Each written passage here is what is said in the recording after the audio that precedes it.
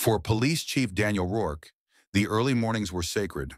Coffee brewing at 5:30, quiet paperwork at the breakfast table, and the hum of his two sons getting ready for school. After 26 years in uniform, he had finally found some balance, protecting his city by day and finding solace in a quiet residential enclave by night.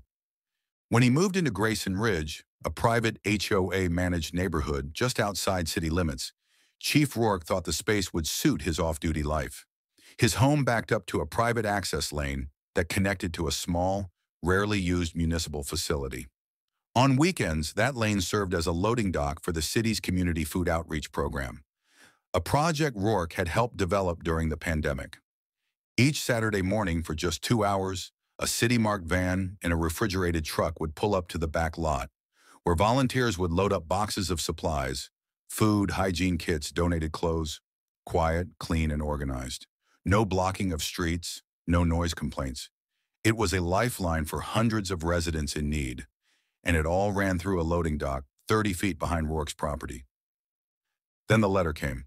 Chief Rourke, we are writing to inform you that the use of the access lane behind your residence for commercial or distribution purposes violates Section 7.1 of the Grayson Ridge Residential Charter. You are being issued a $500 fine for unauthorized use of private infrastructure. Continued use of the dock for loading and unloading will incur daily penalties and possible legal action. Rourke exhaled and stared at the paper. A fine? For helping the community? For using a city-owned access lane that predated the HOA itself? He made a call to the HOA president, a self-important retiree named Calvin Wexley.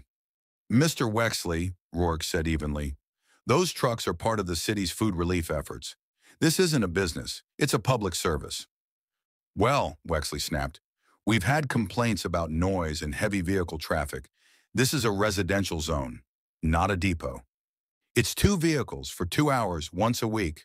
Rules are rules, Chief, even for you. That's when Rourke realized it. They had no idea who they were dealing with.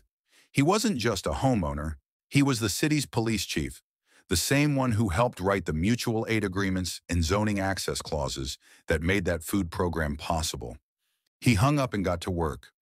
Within 48 hours, he compiled documentation, city zoning maps, easement rights, a copy of the municipal access license, and the memorandum of understanding between the city and Grayson Ridge dated 5 years earlier, signed by a previous HOA board.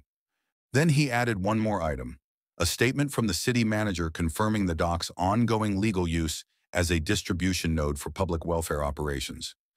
He sent the entire packet by certified mail and email to the HOA board. The next HOA meeting was unusually packed.